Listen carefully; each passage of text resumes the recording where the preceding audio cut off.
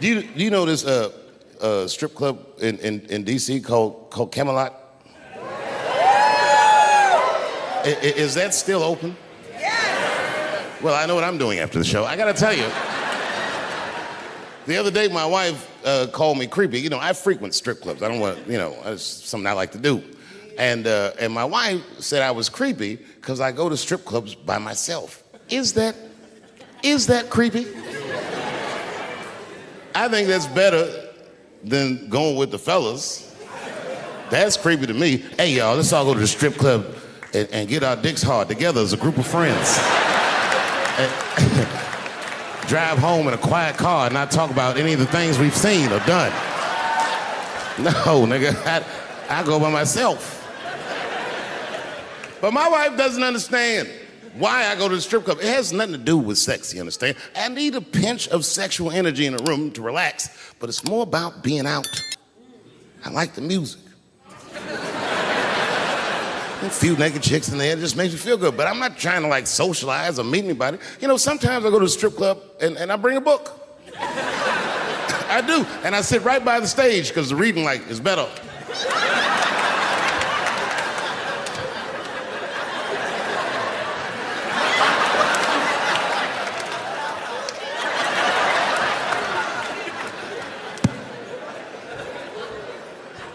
One time I went to a strip club, and this is weird.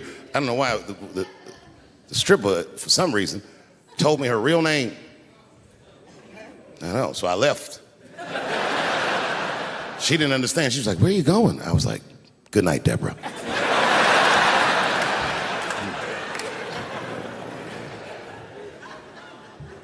God bless her, but my wife is mistaken about my life. She told me once she thinks my job is fun. My job is a job. I'm fun. You know, all last year, I was touring with arguably one of the greatest, if not the greatest, living comedian, Chris Rock. Me and him toured all year last year. And right before that tour started, Chris was involved in what we blacks might even consider a goddamn 9/11. Chris got slapped in the face at the Oscars by Will Smith, which was one of the craziest things I'd ever seen. In fact, if you watch it live on television like I did, when it happened, I thought it was fake. I did, and I wasn't sure, so you know what I did? I waited, because unlike you, I know Chris. I waited like 30, 40 minutes, as long as it would take him to get to another party. And I called him on FaceTime, and he picked up. As soon as he picked up, he said, "You was the only nigga I had to answer the phone for." Apparently, Obama and Oprah, everybody had called this nigga to see if everything was all right.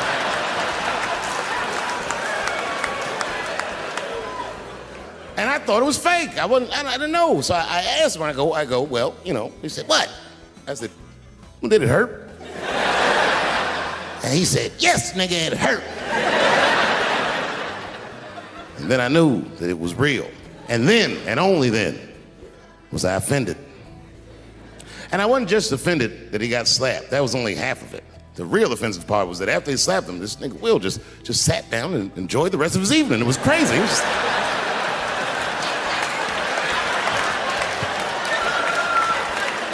the fuck is this? And then all year, we was touring, and I couldn't wait to see what he was going to say in his special about this slap. And I toured him all year, but the night he taped his special, Chris was one of these guys that's crafty. You never know what he's going to say until he really says it. So I went to see him tape his special. He taped it right up the street in Baltimore. Now, you guys are from D.C., so you know about Baltimore. We all know that through the years, D.C. has been through some very, very tough times. Sadly, Baltimore is still in a very tough time. Not everybody in the world really can understand the depth of Baltimore. Baltimore is so desperate that Tupac and his mother moved from Baltimore to Oakland for a better life.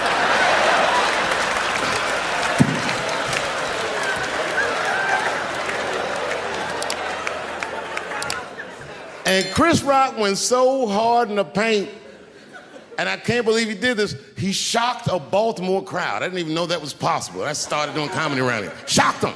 And you know what he said that got him? He looked at the crowd, he walked out. I didn't expect him to say this. He looked at the crowd, it was all black, Baltimore black.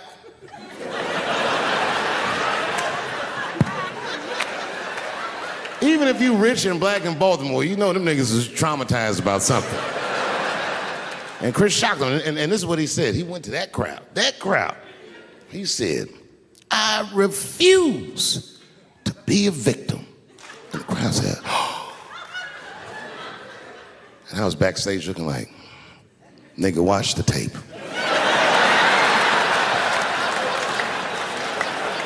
Everything's funny till it happens to you. 3 months. A mere 3 months after that terrible attack that Chris Rock endured, I was on stage at the Hollywood Bowl, and a lunatic jumped out of the crowd and attacked me. Now, I gotta tell you, if it happens to you, you don't even know what the fuck is happening. It was like slow motion. I just looked over. I don't know this nigga. And I just looked, I said, oh my God, I'm being attacked. And this motherfucker was ragged. He jumped at me. He was like, ah! I'm old, but I'm fast. I caught this motherfucker's head with my hand and pulled his hoodie over his eyes. I can still feel his head in my hand. It was spongy. He had been growing dreadlocks. Not the beautiful dreads that Rastafarians grow. These were accidental LA homeless dreads. This shit had leaves and sticks and bottle caps and shit in it, some kind of grease. I was like, ugh, like this, and then I fell down. And he knocked me all the way on the ground. And I was like, man, this is a bad situation. I don't know if I'm gonna die or what's gonna happen. But in that moment of vulnerability, you know what occurred to me that had never occurred to me before in my life? In that moment, it occurred to me that bodyguards should not wear dress shoes to work. Travis. This nigga Travis came out slipping and sliding on some kind of beautiful loafer and fell flat on his back. Bop. I said, oh my God. Now both of us are down. I gotta handle this shit myself. So I popped right back, boom. And then the kid that knocked me down, he popped out, boom, and we looked at each other and realized at the same time, I was bigger than him. And that motherfucker took off running. And I started to chase him, and I said, fuck him. I picked the microphone up. So I'm gonna finish this show now. That's right.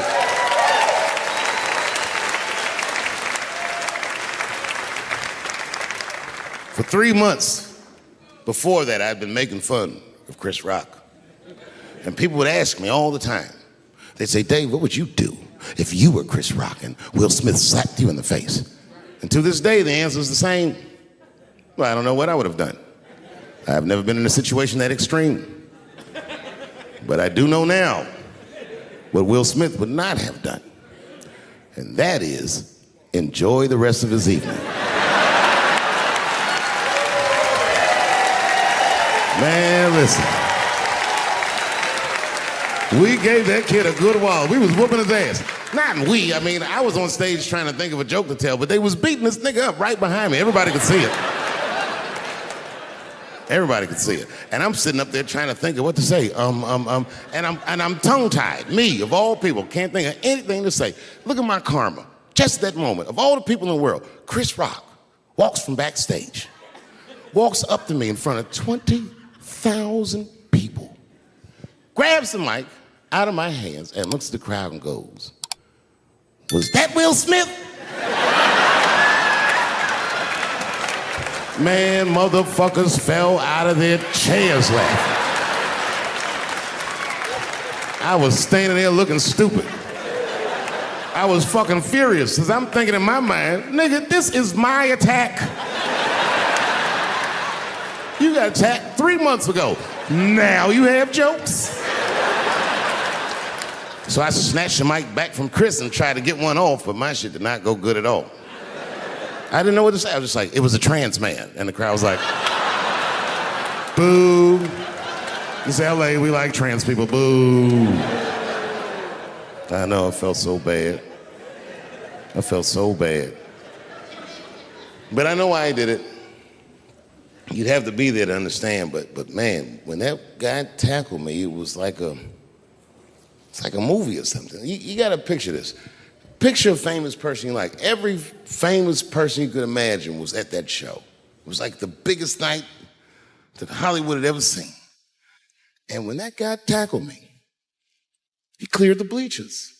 I had to watch the tape afterwards to know this happened, but as soon as he tackled me, Jamie Foxx was the first motherfucker that jumped out of the crowd. He was wearing a white cowboy hat like he knew this shit was gonna happen to him. Never seen this nigga in a cowboy hat before. And Jamie started chasing that motherfucker around like any given Sunday. And that kid was fast as shit, was juking and shaking, and they broke Jamie's ankles, and he just kept running. And then Jon Stewart from The Daily Show ran from backstage and jumped at this motherfucker like Super Jew. He was like, ah! And the kid seen Jon coming, so he jumped back, and Jon went flying that way. And this kid was fast, and then he turned around. He sees the emergency exit. He starts running for the emergency exit. Just before he got to the door, motherfucking Puff Daddy from Bad Boy Records jumped in front of the door. That nigga was like,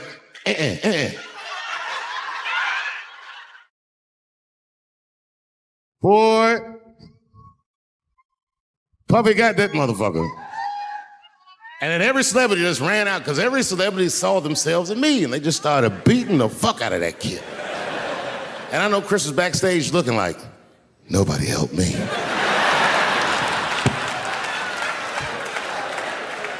Everybody hates Chris.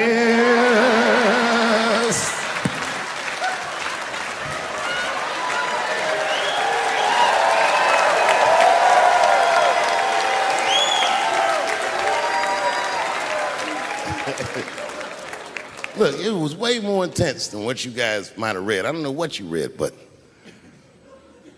the kid, while we was beating on him, reached in his waistband, pulled out a .22 caliber pistol. That shit was mayhem.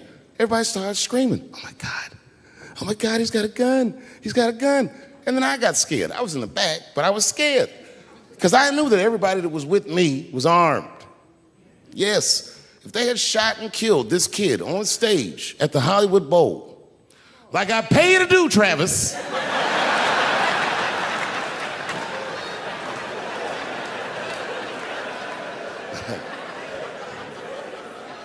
But Travis G'd up. Travis wrestled the gun out of the kid's hand, and then he took it like this and tried to chamber the round, and he couldn't. So he pulled the trigger, and it wasn't a gun. A knife would pop out in front. That's this kid whooping game. So scary shit. So the next night, even though I didn't have a show, it's like I did right back on stage. Show. Someone in the audience screamed out, Dave, what happened with the attack? And I didn't know there was journalists in the room. All I said, this nigga has a knife that I didn't find as a gun. I got 6 more weeks of bad press for that joke. I didn't even do nothing to this thing. That's not right. That was not right. And then the New York Post went to the jail and interviewed my attacker like he was some kind of hero. And I read that interview. Turns out the entire attack was my fault. Yes, I triggered him. I don't need to. I had done jokes about homeless. Turns out this young man was homeless. I mean, there's no way I know this. But I will say, for homeless cats, they get incredible sense.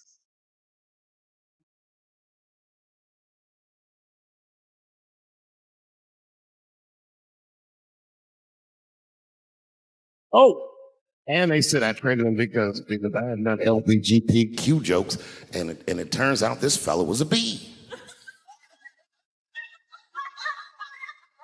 That was the headline in the article that said, Dave Chappelle's alleged attacker is bisexual. I said, alleged attacker? What's wrong with you, bitches? You get attacked too?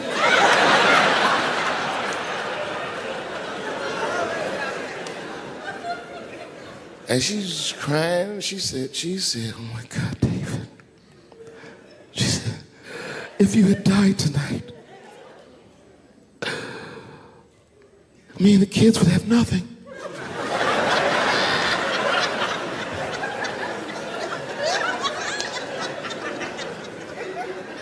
Then I knew it was serious. So I sat down on the bed next to her. And I reached in my pocket, I pulled some keys out that she had never seen before. She said, oh, what are those keys? And I gently placed them in her hands. I said, sweetheart, those are the keys to my safe deposit box. God forbid anything ever happen to me. But if it does, don't even worry about it. You and the kids have everything you need in that box. I've already taken care of it. And she was looking at them keys, and I could see her mind realize what we were actually talking about. And then she just started crying harder. And to be honest with you, that made me cry a little bit too. And we hugged each other real tight.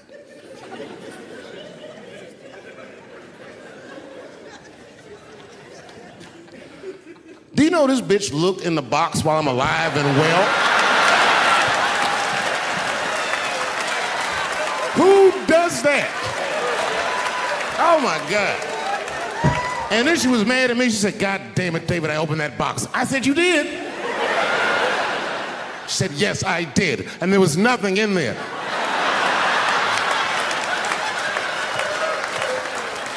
I said, nothing? Oh.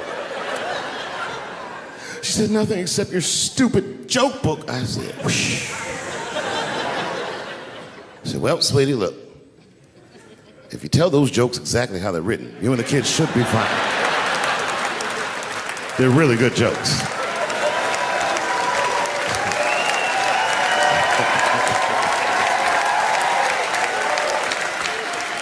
She's like, good jokes? What is this shit? Come join me in my watery grave. No, you got to roll your throat.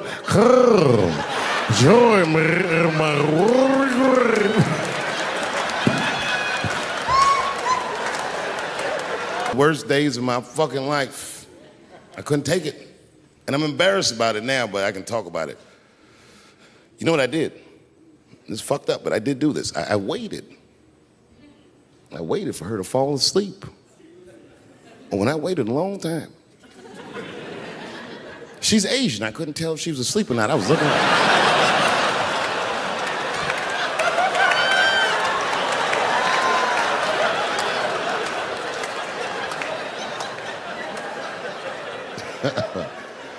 And when I was sure she was asleep, you know what I did? I stole the iPhone, took it downstairs and started trying out passwords to see if I could open it. I couldn't figure out the password. Then I remembered it's an iPhone. This shit has facial recognition. I was just like, oh. And that shit opened right up.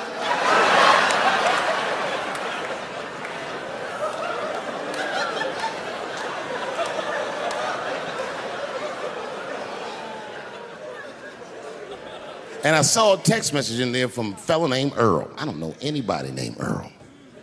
I woke her up out of her sleep. I said, wake the fuck up. Who the fuck is Earl? And she said, David, what are you talking about? Oh, don't you play dumb with me, bitch. I done open your phone. Who is Earl? And she said, oh my God, David. That's gay Earl from the hair salon. I said, word, what am I, a dummy? How am I supposed to know this nigga is gay? And she was calm. She said, read his text and look at his pictures. I started reading the text. This fella sure does spell girl with a U a lot. And I switched over and looked at his pictures, and I couldn't believe it. This fella looked gay and still pictures. His mouth was open in every shot.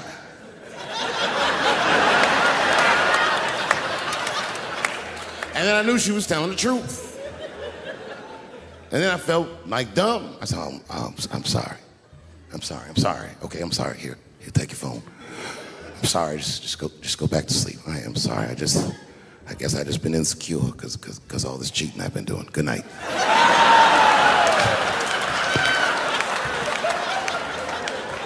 And she didn't let me leave. She said, well, since you want to wake a bitch up. And then she pulled my phone from under her pillow. I said, what the fuck?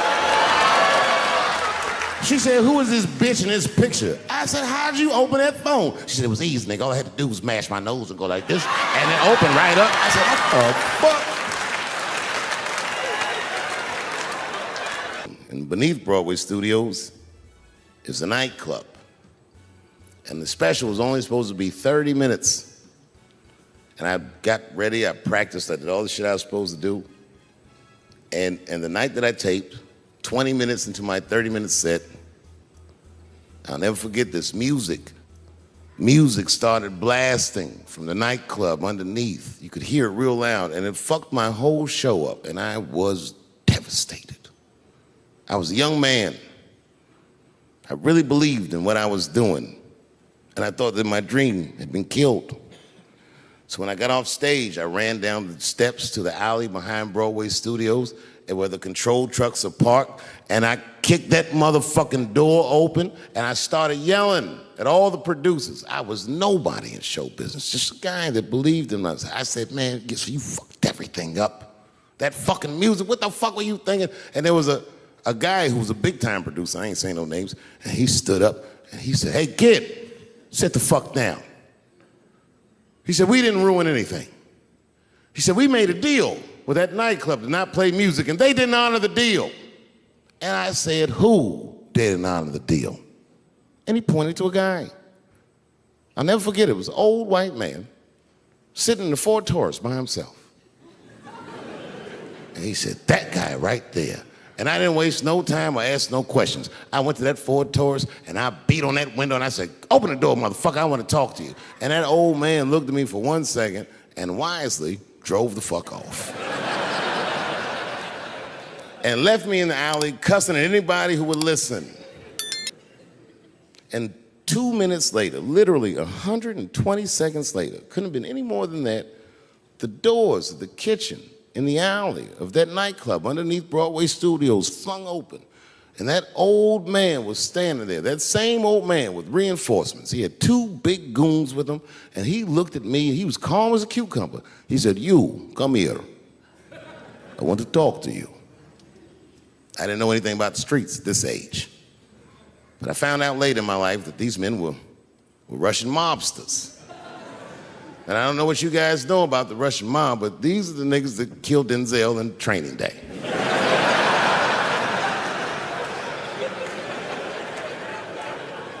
And all the producers knew what I was up against. They said, Dave, do not go in there. And I said, fuck y'all. And I walked right into that kitchen, and they closed the doors behind me, and it got dark as fuck in there. And I knew, I'm not dumb, I knew I was in a bad situation. But you have to understand, I believed in what I was doing, and I didn't give a fuck. Just kept cussing at these motherfuckers, telling them how they ruined my life. And that old man couldn't believe that I was talking all this shit. And as soon as I took a breath, he stopped me gently. He said, hey, kid, listen. Your friends lied to you. He said, we made a deal, but your friends never paid me. And when he said that, I realized I was locked in the kitchen.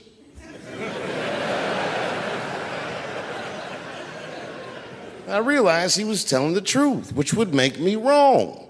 And the very moment that I realized I was wrong, for the first time, I was afraid. You see, it's a funny thing if you believe you're absolutely right. You can get drunk off the feeling of how right you are. That's why gay people are so mean.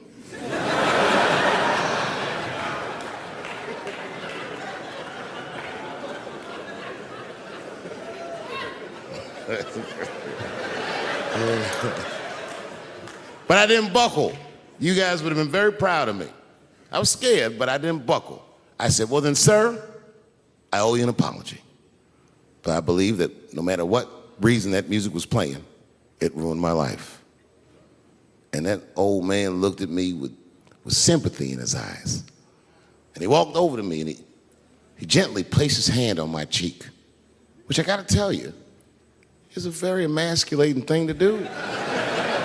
I was standing there looking at this nigga's hand on my cheek like,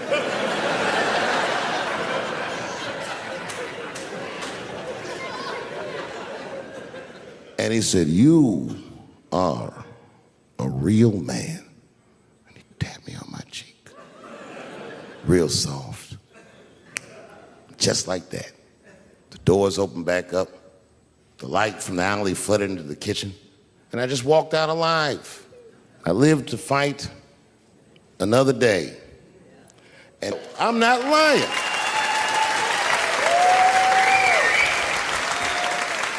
I dreamed tonight, this very night, as a 14-year-old boy, and I am living it as a 50-year-old man. My dreams are very strong. Today, I walked all around Washington. I used to be poor in this city, and all day people just said, hey, Dave, like they knew me personally, and I felt like I knew them. And I say to myself, my God, Dave, what a powerful dream. But then sometimes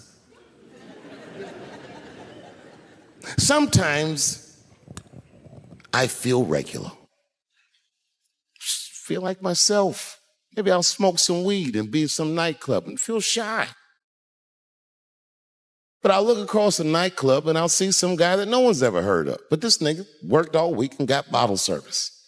And there's bitches bringing Moet sparklers to him. And I picture in my mind he's Persian. He's doing some kind of weird Persian dance.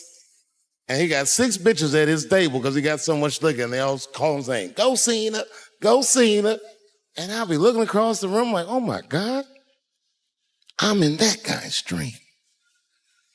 I can hear him telling his friends, hey, how was the club last night? Man, that shit was fantastic. I had bottle service. I seen Dave Chappelle across the club looking at me like, ooh, who is that?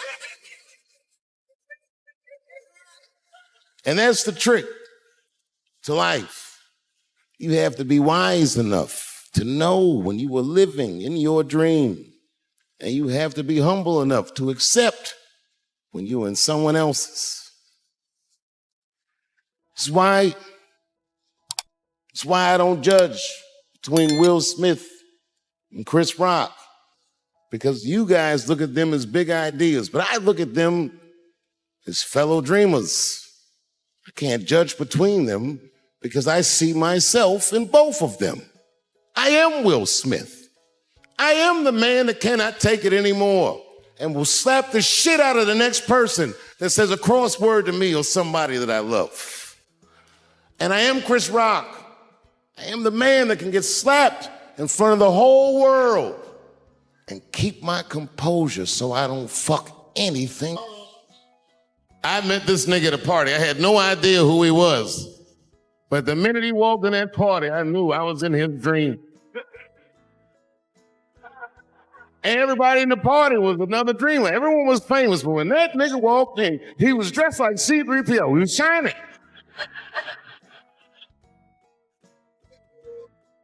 And everyone was, oh my God, there he is. That's the one I was talking about. I didn't know who he was. For some reason, in all them dreams, he walked right up to me. And he said, I tried fixing on my video. I don't know what the fuck you're talking about. What video? And he just looked at me like, you know what video. I walked away. And I watched him walk away. I said, this nigga's everything. I'll be there.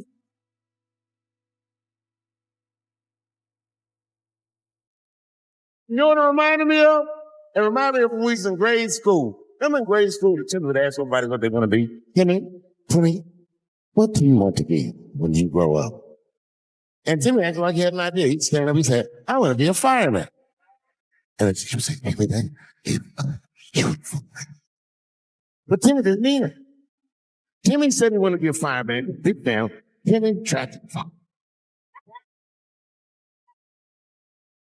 By the time he's 14 years old, this nigga's a full-blown pyromaniac, playing with kerosene and matches like a goddamn expert.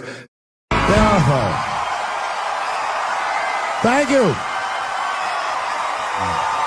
Thank you very much.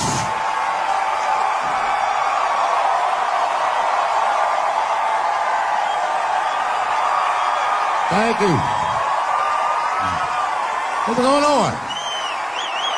Good to see everybody out here tonight. Thank you. Hey, have a seat. Everybody be comfortable and relax. Oh my gosh, good to be back in Austin, Texas. It's good to know that plaid is back in. Most of the dudes I meet around these parts are dressed like a dyke in New York, so I'm glad to see it. Man, fucking Texas, this place is pretty good. Pretty damn good. You know, I was in Santa Fe the other night and a motherfucker threw a banana peel at me. Yeah, that didn't feel so good. Of course, it was a white person. Not to indict the whites, I'm just saying. And then not only did he throw a banana peel at me, but it was premeditated. You could tell. You could tell the peel was too brown, you know what I mean? It was like, you didn't eat that banana recently, motherfucker. You had that shit waiting on me. And the whole crowd was white, so it just got instantly creepy, and everyone looked like they were looking at 12 Years a Slave or something. They were all just like,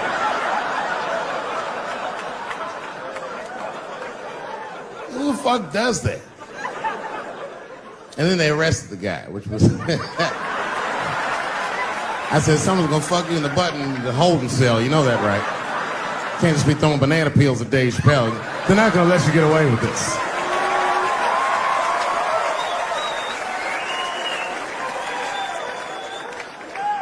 And the press called me up like, do you have a statement? A statement?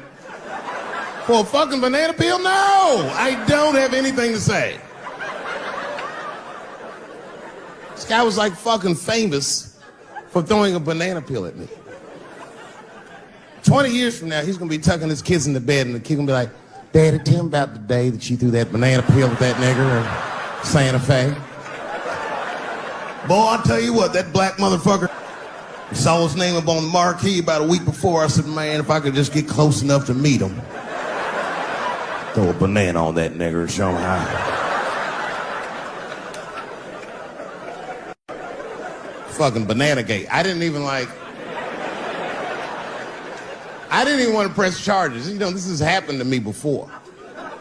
No, sir, it's not a banana. I live in Ohio, right? So this like a few winters ago. Oh, I didn't know you would ever clap for that. Well, all right. That's the first time that shit's ever happened. Ohio! Anyway, I live amongst the whites.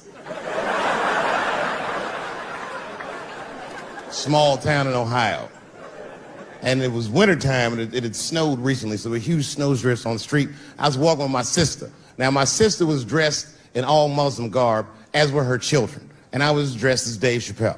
And we were walking and just talking about something, and a car sped around the corner, and the window came down, and somebody threw a snowball and hit me right in my shoulder. I didn't know what was going on. Why was this happening? Because I'm black, because she's Muslim, because I'm Dave Chappelle. I couldn't tell. But again, I knew it was premeditated.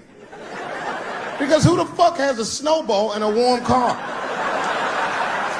Way through, lady, because he went around the corner and got stopped at the red light. He was caught in the traffic. So then I ran out into the street and I just tapped on his window. Hey, my man, can I just talk to you guys for a second? Come on out for a second. I just want to talk to you. There's 4 young white dudes in the car. They were like, just chill, bro. I said, relax. I just want to talk. Now, this is an old black trick. Really, I didn't want to talk. I was going to fuck them up. So, if you're ever caught in traffic and a black guy starts saying he just want to talk to you, don't open the door, nigga. And even if he's me, smiling at you. And they were like, chill, bro, just chill. And then the one guy in the back seat, I don't know what, he was just cockier than his friends. He was like, fuck it, man. I'll get out the car. And I started yanking on his door. Let me help you, motherfucker. Let me just help you out. And I didn't notice his window was down. And he threw a snowball and shit me right in my chest. Pow. He said, fuck you, you fucking nigger. And then the light turned green and they sped off. And I smiled from ear to ear. I looked at my sister and she said, I got the plates. And I was happy as shit because throwing a snowball at a motherfucker is a misdemeanor assault. But if you call me and me and my sister start dancing, we gonna send this motherfucker to jail. Now, I didn't notice it, but while I was yelling at him, a crowd of all white people had formed because it was an all-white town. And I was like, uh-oh, I thought I was gonna get jumped. And one of them white guys stepped down and was like, I didn't like that at all. This is not what this town represents. I don't want this goddamn stuff in my vicinity. And another white guy was like, yeah, I didn't like it either.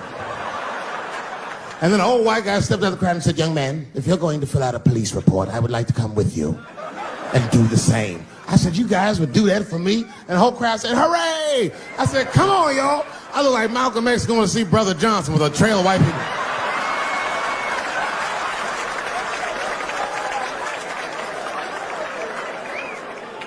Unreal. An hour later, we was all just sitting in the police station, and the police came in and like, well, Mr. Chappelle, 16 identical police reports. We ran the tags, 2 young men that had their mother's car. We have all 4 suspects in holding. Their mother is here. It's up to you. Whatever you want to do. If you want to press charges, we'll move forward. Sorry about that, officer. I'm a little flustered. I've never been in a position where I could decide the fate of white children before, but it's weighing heavy on me, sir. And I really can't decide. And I saw a lady pacing back and forth in the hallway, and I said, is that? He goes, yes, that's their mother. But can I speak to her before I make a decision? And when the mom came in, she saw it was me. She busted out crying. Oh, God, I don't know. I don't want him to go to jail. I am so sorry. I didn't raise him to do this. We love your comedy. We love you at the house. I said, miss, please, just, all right, look, I don't necessarily want your son to go to jail either. But what he did was pretty fucked up. So, is there something we can do short of jail just to let him know that he's wrong? She goes, oh, I don't know. What did you have in mind? Miss, I've never been in this position before. Oh, you know what we could do? I don't know if I'm asking too much, but maybe if you could just suck my dick a little bit. Just a little bit. I'm not gonna finish. I just want you to do it enough so that I can tell him you did it. I'm kidding. I wouldn't do that to anybody's mother. Maybe my kid's mom, but that's it. Ebola was in Texas. Ebola made a visit. Killed that man in Dallas. 5 days that man melted to death. What happened to the brother in Dallas? Where was the secret serum is what we all said. I remember in the beginning of Ebola, there were 2 American doctors that got sick in Africa. They flew them in a private jet straight to Atlanta to the CDC. I didn't even know CDC saw patients. There it was said they administered what the New York Times called a secret serum. I don't know what's in it. It's just like Colonel Sanders' recipe. But both of these motherfuckers survived. These doctors, thank God, are healthy. They are out there somewhere tonight at Whole Foods, touching vegetables, walking around. Everything's okay. Hey, Frank, how are you? Oh, you didn't hear? I had Ebola last week, but I'm doing all right now. I was bleeding out of my eyes and anus, so I got concerned, but I'm okay. What happened to the brother in Dallas? They just rubbed some Vicks on that nigga.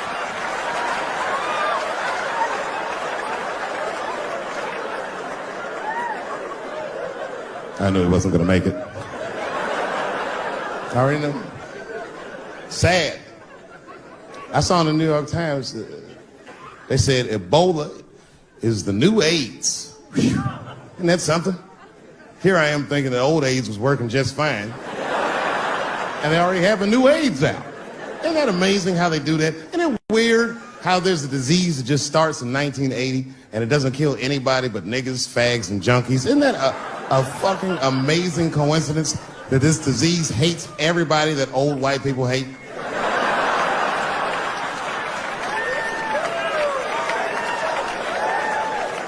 I think either God is white or the government hid that shit in disco balls. Only fun people get AIDS.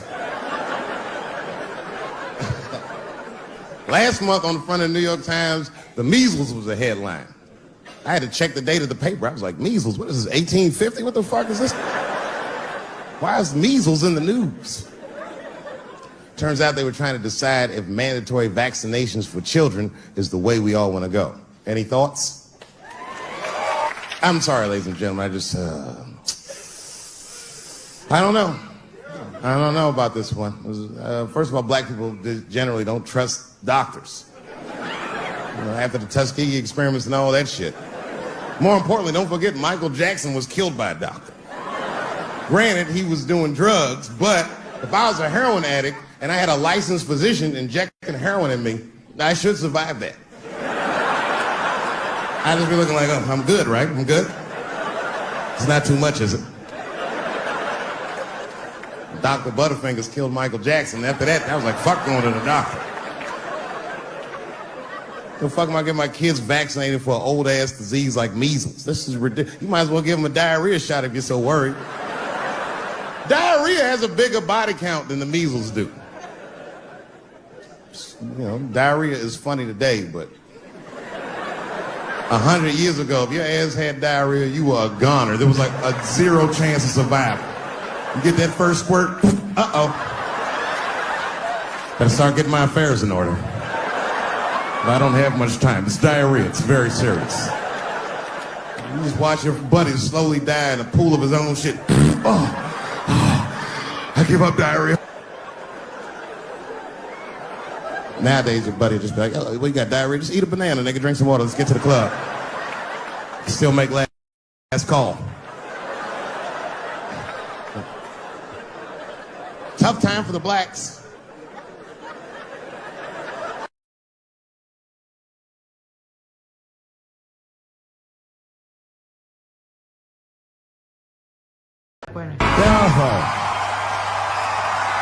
Thank you. Thank you very much.